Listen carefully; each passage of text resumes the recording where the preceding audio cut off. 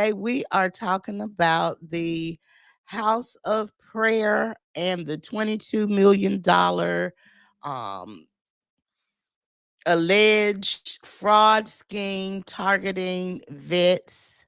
And so let's get into the House of Prayer situation here. So this is coming from Fox News. The House of Prayer church leaders indicted for alleged 22 million fraud scheme targeting military vets.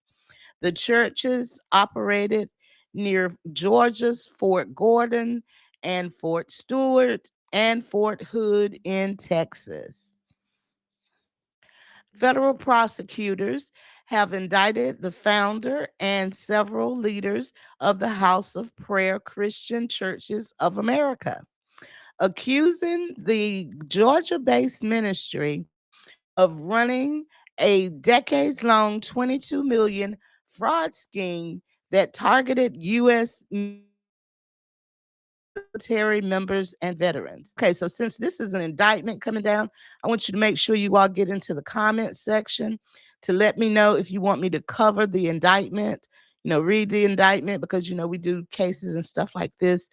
Um, if so, we would do it. If not, we'll skip it and just leave it to this article because a lot of times the indictment would, as you Savites know, the indictments, the legal cases tell way deeper story than and the allegations than a news article. So if you want to know more in depth, I will pull the case and we will read it.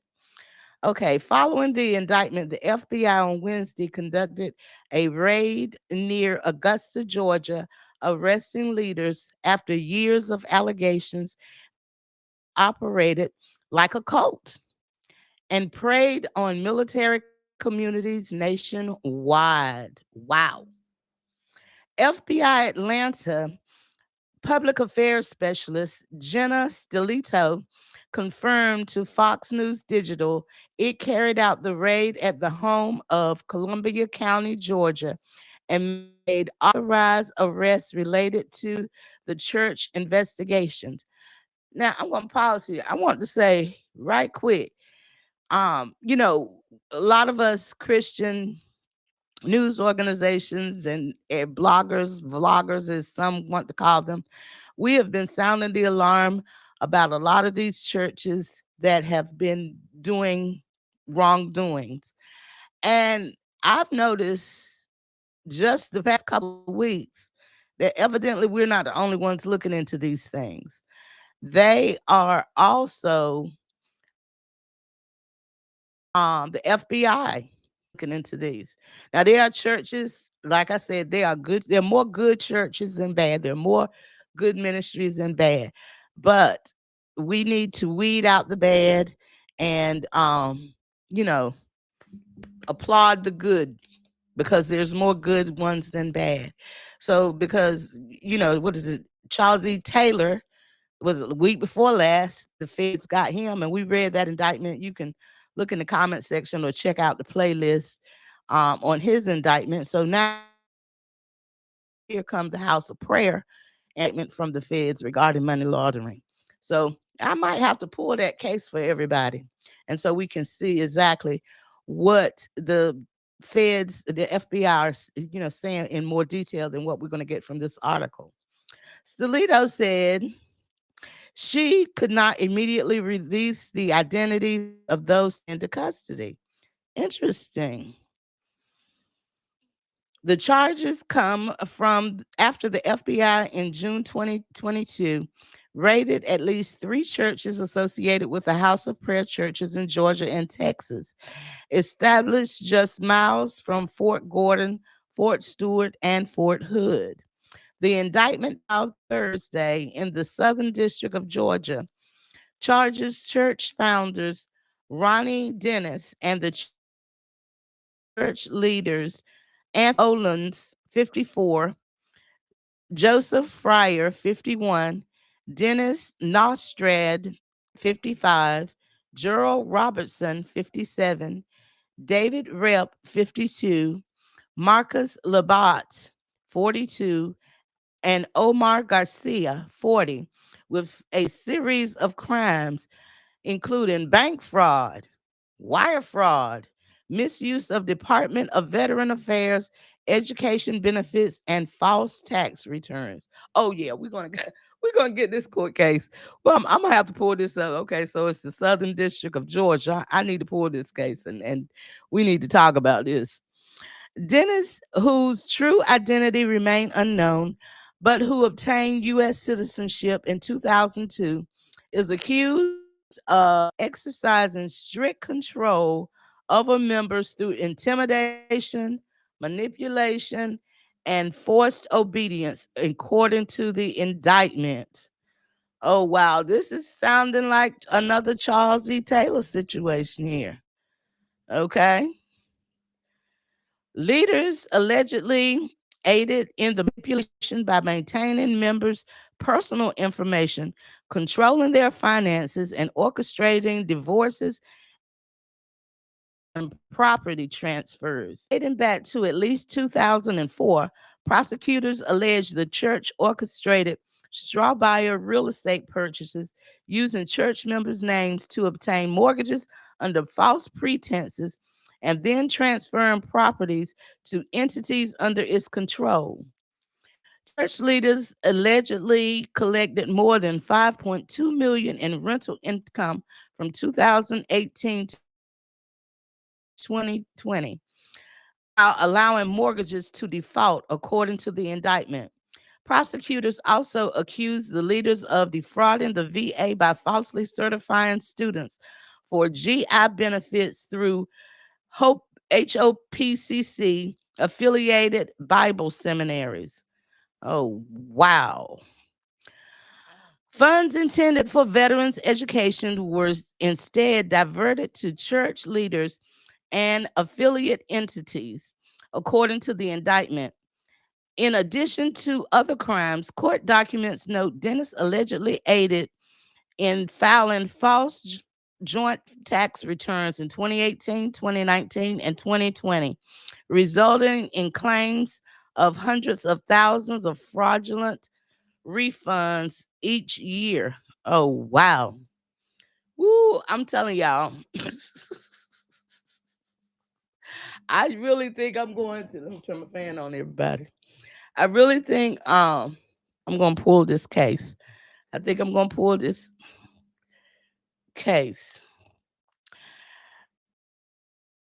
In the motion to designate the case as complex and exclude time under the Speedy Trial Act, prosecutors claim they reviewed more than 175 bank accounts, dozens of witness interviews, executed 5 search warrants across 4 states, and seized more than 100 electronic devices and 100 boxes of documents. Baby, when the Fed get on you, the Fed is on you. They drop that indictment, we already know. The 98% conviction rate with the feds. They do not play crazy. So yeah, we definitely probably need to pull this case. The defendants are accused of exploiting trust, faith, and even service of our nation's military members to said Paul Brown, special agent in the FBI Atlanta. The indictment makes clear that using coercion, manipulation, and fraud under the guise of religion will not shield wrongdoers from accountability. More than 200 grand jury subpoenas were issued in the alleged fraudulent scheme, which spanned over nearly 2 decades and involved 150 to 200 properties, according to court documents. Dennis is being represented by attorney Stephen Shadow, who was lead counsel for President Donald Trump during the Georgia election interference case. Sadao could not immediately be reached for comment. The Department of Homeland Security and immigrations and customs officers did not immediately respond to Fox News Digital requests for additional information about Dennis' citizenship, status, and identity. All right, everybody. Mm. So I'm going to tell you, become these sleuths, these case sleuths. So I probably need to get over here on the federal website of lawsuits, pull and indictments, and pull down this. And we need to probably review this case. But you tell me, because I'm not going to be doing all this reading if y'all don't not interested in the case. Okay. Okay. All right, everybody. I want to thank you so much for joining me for Save News TV. You all have a very blessed day. Don't forget to like, share, and subscribe. Get into the comment section and tell me, what do you think of this case? Alleged $22 million worth of fraud coming from the house of prayer. So, and targeting veterans. But anyway, everybody, thank you so much. Thank you for tuning to Save News TV. You have a very blessed and prosperous day. Bye.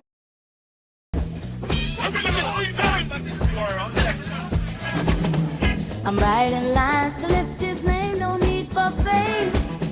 My spirit fed, his word is spread, saves the aim. Pen to paper, truths I scribe, a soulful vibe. To glorify the Most High, let's amplify. I am spreading the faith I hold so dear.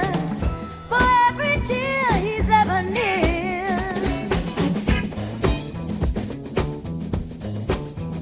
Choirs rise on Sunday morn, his love we adore. Each melody a testimony, hearts reborn. In every verse a whispered prayer beyond compare, to lift the hearts of those in dark despair. We testify with every note we sing.